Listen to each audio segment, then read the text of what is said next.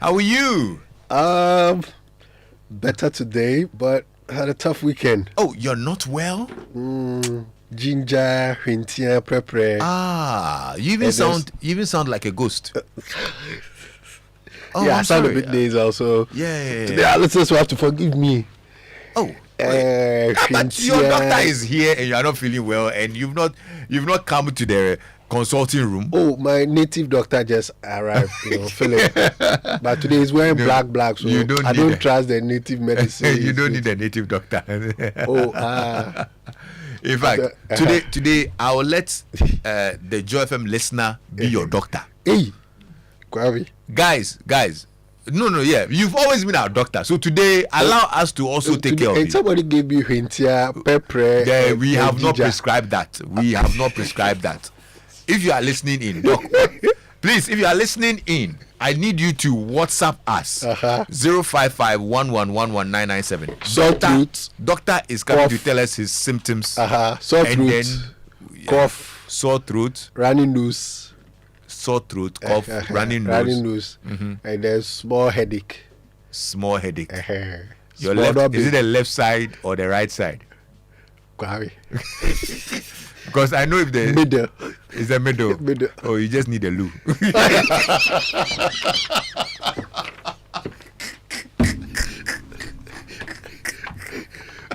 A bad day, the one for management member, our blasters. Oh, a bad day, the one for management member, our blasters. They are listening. Make you no fear. Listen, we got this. We are going to make sure you are okay. Okay. So, you've heard Doc and his symptoms. And then what I've already taken too. What have you taken? It's my hintia, pepper, ginger. Oh, those ones.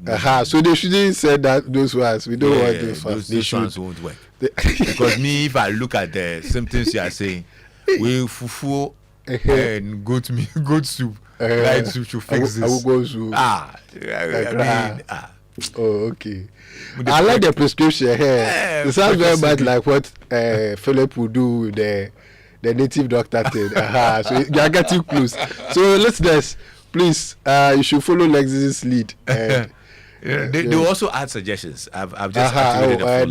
They can. I'm sure guys, they can add things to it. Let's help the doctor. Our doctor is not feeling. Our doctor needs a doctor.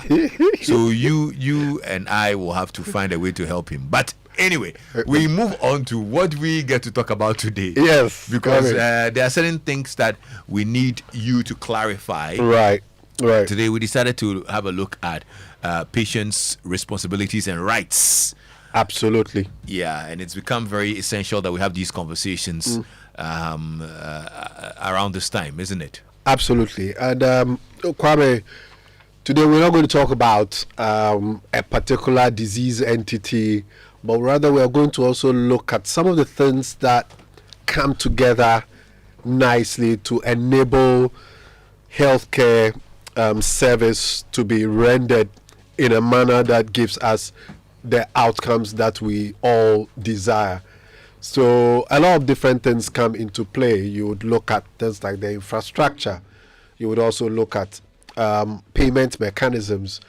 But then we also understand that the relationship between healthcare professionals and the customers, in this case the patients, is also very vital, and also I'll say by extension by the patient's relatives are of vital in yielding the kind of outcomes that we want. So this is what the patient's charter is about. Okay. So many countries do have it. It's a document that will clearly outline rights and responsibilities. So while you know that these two things always go together, right? You cannot exercise a right without a responsibility. It is not ethically right for you always to be banging on about my right. I have a right to do this. I have the right to do that, without talking about responsibility. So this document ties these two different concepts together nicely. Okay. Initially, when we started off, they came out as guidelines. To direct how healthcare professionals and patients and their families will do things. But they're no longer guidelines because advice, if you like, you take it. But a law, there's enforcement, or there's always a threat of punishment if you do not enforce it or if you do not apply it. So fast forward 2012, the Public Health Act of Ghana was enacted, and in that Public Health Act you would have a section that talks about the patient's charter and outlines the patient's responsibilities and the patient's right. So Kwame, there's a legal backing to what we are going to discuss today. And when we open the phone lines, hopefully next week, when we do the open clinic, where I would like people to discuss with us the different challenges or how they see this thing happening in practice. Everybody should be mindful of the fact that this is backed by law. Okay, well, that's really essential, and it's important that we all know this for effective healthcare delivery. Absolutely. I think it helps if the patient knows their responsibilities, right, to be able to help their medical practitioners also discharge their duties effectively. Isn't Absolutely. it? Yeah. Hand in glove. Okay. So we're going to start with the patient's responsibilities, and then hopefully next week, because it's quite a number, and we're going to go into them into great detail. Okay. So next week too, hopefully we'll do the patient's rights, okay, and then we will we'll interact with our audience. Okay. Well, there you go. So I'm going to read out the patient's responsibilities as captured here. Right. And so let's take the first one, and then I would explain. Yeah, if you're listening in, you need to really pay attention because this is very critical. Okay, this is very important. And it's important that you know these very well. So first of all, the patient should understand that he or she is responsible for his or her own health and should therefore cooperate fully with healthcare providers. Right. So that's the general preamble that we give, under the section of the patient responsibilities, that you are responsible, all right, for your own health. Dr. Osafo is not responsible for Alexis Bill's health.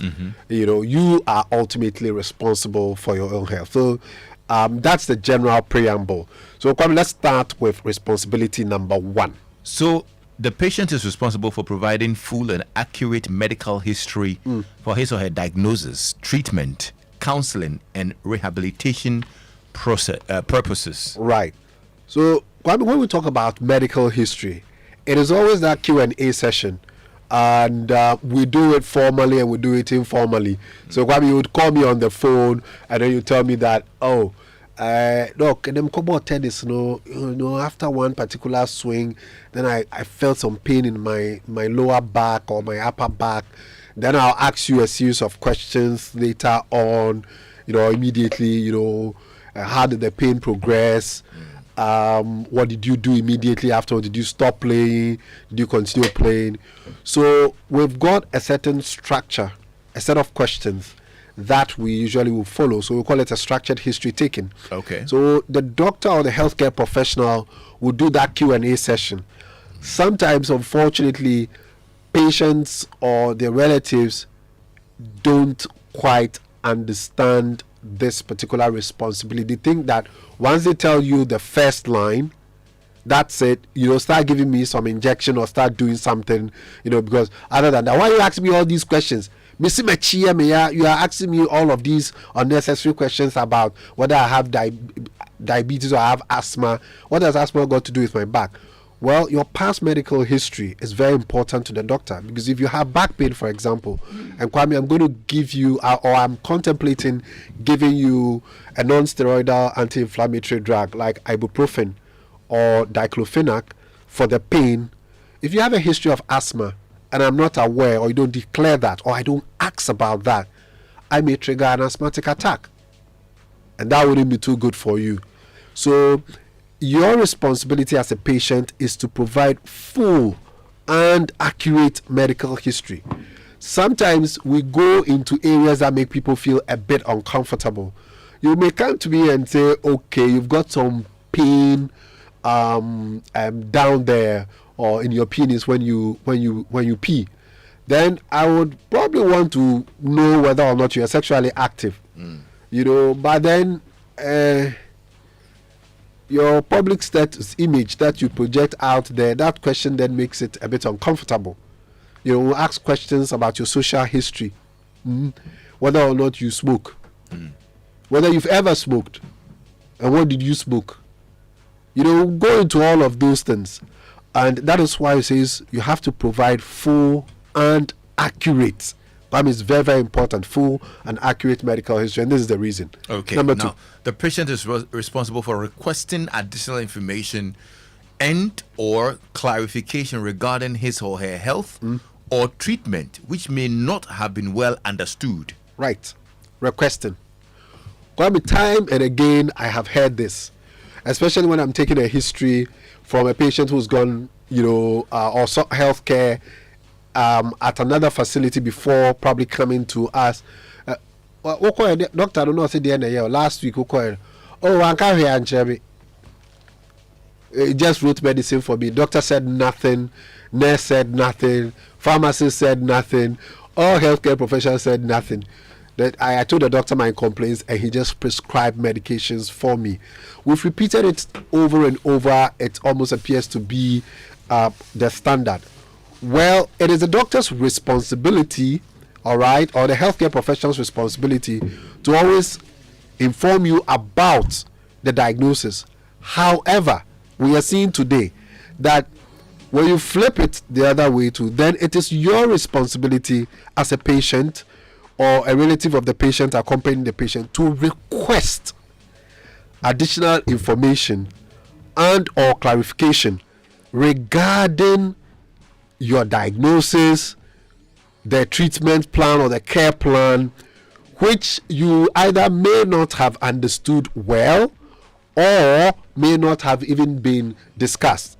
So I always empower my patients. I tell them, once the doctor goes through a Q&A session with you, once the doctor does a physical examination, that is the point where if he doesn't tell you what he's thinking about, that is when respectfully you should also request. Okay.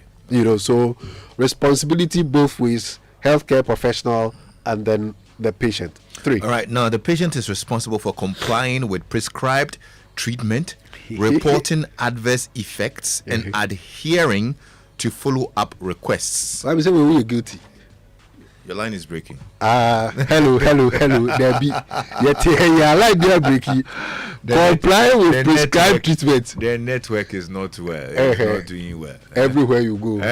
Some people say that everywhere, even including this place. Kwame, comply with prescribed treatment. Today I saw a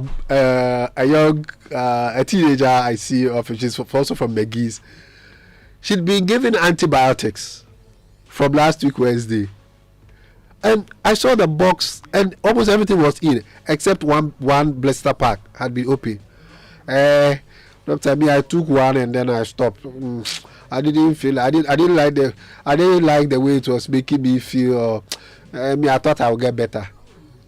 This is exactly what point 3 is about. Okay. You need to comply with treatment, but however, we also admit that sometimes drugs may produce adverse effects, and again, it is your responsibility to report the adverse effects. When you come into the hospitals, the FDA actually provides us an adverse drug reporting form. It's a yellow form, all right, that we put all such complaints on and send to the FDA for what they call the post-market surveillance. So if you don't tell us about the drug and you just blanketly assume that, as for this hospital or this clinic, you don't mind them, their drugs are not good, when I took it that happened. But if you put down something as an adverse effect in Accra or Ashalibuche, and then another person also puts down the same thing in Mampo, and then in Kumasi and in the Lubu, then the FDA then gets a certain sense of what is going on about a particular drug. So please, let's take this complying with the prescribed treatment and reporting adverse effects seriously. I know people who always say, "Oh, me, I don't like medicines." So, me, I don't like medicines. Yeah, so it will take one or two and then stop. Yeah. You know, and it all contributes to challenges like resistance to medicines, particularly antibiotics. All right, such that later on when you want to use the antibiotic, it doesn't work. All right, multi-drug resistant. We did the same thing with chloroquine. Chloroquine is a beautiful example of what we're talking about.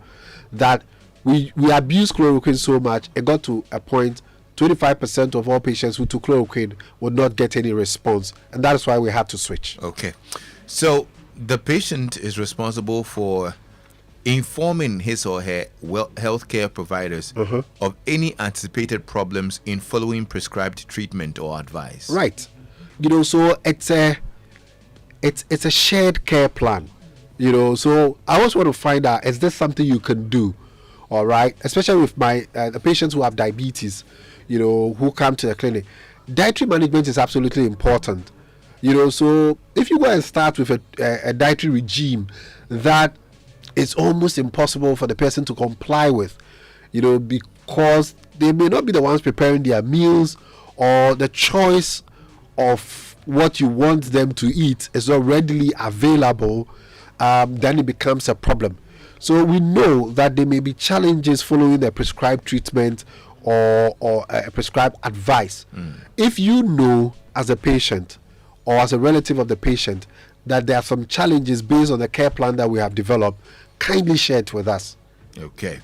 Well, the patient is also responsible for obtaining all necessary information which have a bearing on his or her management and training and treatment, including all financial implications. Right. So, I mean, I'll be very honest and tell you that in the last 10 years, we've had a few instances where we clash heads with patients and their relatives. And I always tell my staff that the patient is right. You have to inform them of the financial implications of every treatment. All right, even if they are insurance, there are different types of insurance. You've got a national health insurance. You've also got private health insurance. And Kwame, you know about the private health insurance. There are different packages. All right, somebody's on platinum, somebody's on bronze, you know, silver, you know, and it will cover certain things, but it will not cover everything. All right, and therefore, whenever you develop a care plan, you have to let the patients know about the financial implications. Okay. But if we don't also, then you, the patient, you should know that there's no free lunch. You know, if they say they're going to do something for you, Bachwane boy is saying, you know, think about the supermarket. When you go to the supermarket, everything has been labeled. You know, so you pick something off the shelf, you already know. Let's take the same mindset to the hospital. How much will it cost for my consultation? How much will it cost for these labs? How much will it cost for the MRI? You know this ahead of time so that they don't surprise you at the end of the day. Okay. Now, the patient is responsible for acquiring knowledge on preventive, promotive, and simple curative practices, and where necessary, to seeking early professional help. Kwame, the last bit is my biggest challenge. Our health-seeking attitudes in Ghana is not where it ought to be. It needs to be better. All right, seeking early professional help when necessary. All right, it is your responsibility, all of us, in acquiring knowledge on simple preventive, promotive tips. Health promotive tips. So Kwame, that is what we do here on this show, and we've done it for 8 years plus. Right. All right. All you need to do is to tune in at 4:30 on Wednesday, and voila, it's there. You can just pick up all the information, the early warning signs, so you know when to, you know, seek healthcare. So please, let's read a bit. When you go on to the social media, it's not always there. Shatawale and GFA and Asna and Green Beans and Manu, you know, that kind of thing. But spend some time, go onto the Medical's, you know, social media pages and acquire some health information, empower you so that you can take active decisions regarding your health. All right, that's great. The patient is also responsible for maintaining safe and hygienic environment in order to promote good health. Yeah, well, I think that one is black and white, straightforward. Let's hit the next one. The patient is responsible for respecting the rights of other patients and clients and health service personnel. Oh, yes. Kwame, it does happen that sometimes we go to the hospital or any health facility, you may not be happy with one thing or the other.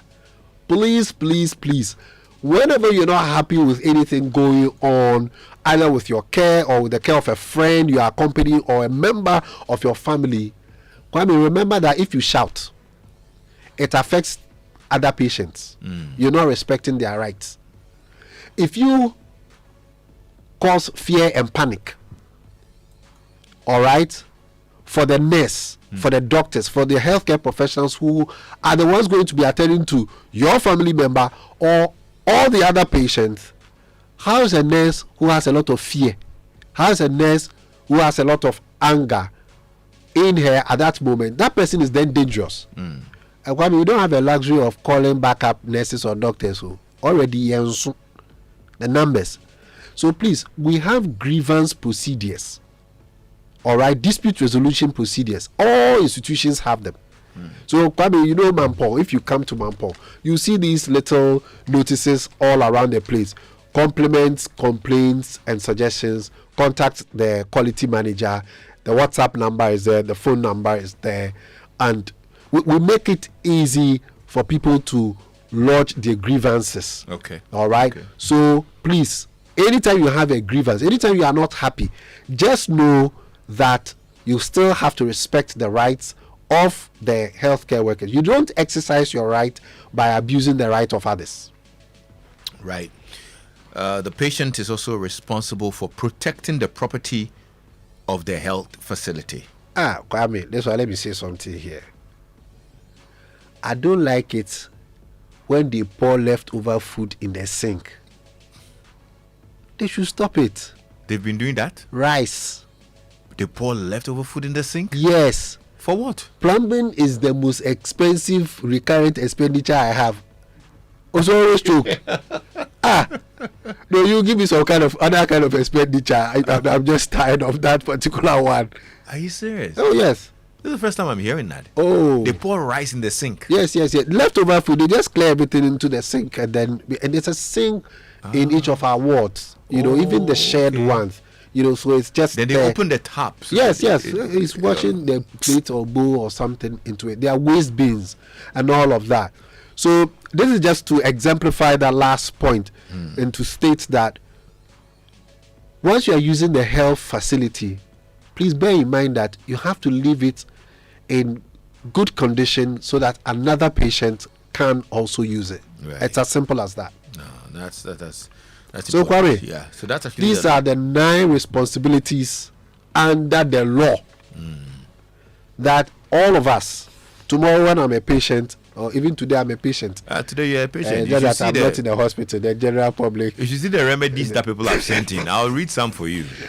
Right. Yeah. So we should all be reminded of these. If you go online, just look for the Public Health Act and put in the Patients Charter of Ghana. Please, it will come up. Yeah. Educate yourself. I'll put this on our social media platform. Next week, we will try and look at the patient rights. All right, there you go. Well, my fellow doctors, the drive time doctors, who are listening right now, they have sent in lots of remedies. And I think you would like this. Cyril from Pillar 2. For the purposes of this conversation, we call him Dr. Cyril. Dr. Cyril says, Lexus, doctor needs para, vitamin C, cough mixture, and a hot that thing. O-P-G-P-S-P-R. Okay. Kwame, some formula, so I agree. Dr. Cyril, please call me after the show. You agree? Kwame, the academy is okay. The rest, you give it to Philip. The rest of the medicine, this is there. Then they say Angie in Apollonia says, doctor needs some ginger powder mixed with warm water and also rest. Okay. Well, they are professional. The first one is more like the native doctor. You like the first one? The native doctor advice. You see this doctor. Prince in Temawe says 3 days of absolute bed rest, hot meals to be served in bed. This one is getting close to the first one, because after the hot meal in bed, then Another hot something. Oh, Gary. Hot inquiry. That's good. Lexus, Dr. Safo's treatment. Number 1, 3 shots of local antibiotics. Mixture in original akpet from the Volta region. 3 glasses. 1 bowl of hot pepper soup with unpeeled herrings. After 3 hours, Honorable Mrs. Dr. Asafo should give him 6 points. Sorry. This show is good. I thank all the wonderful listeners. Oh, I can see how much I am loved. By this time, she's also listening. So as I'm driving, I'm getting home. Then she's I hope that they prepare the hot meals. Doc, it's okay. Oh, it's okay. It's okay. You will get well. Don't worry. I'll get. For those who want to get in touch with you, No, I don't want to get well.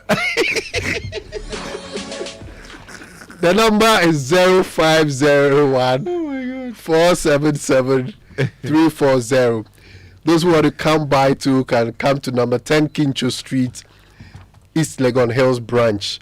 On WhatsApp, the number is 0501 477 340.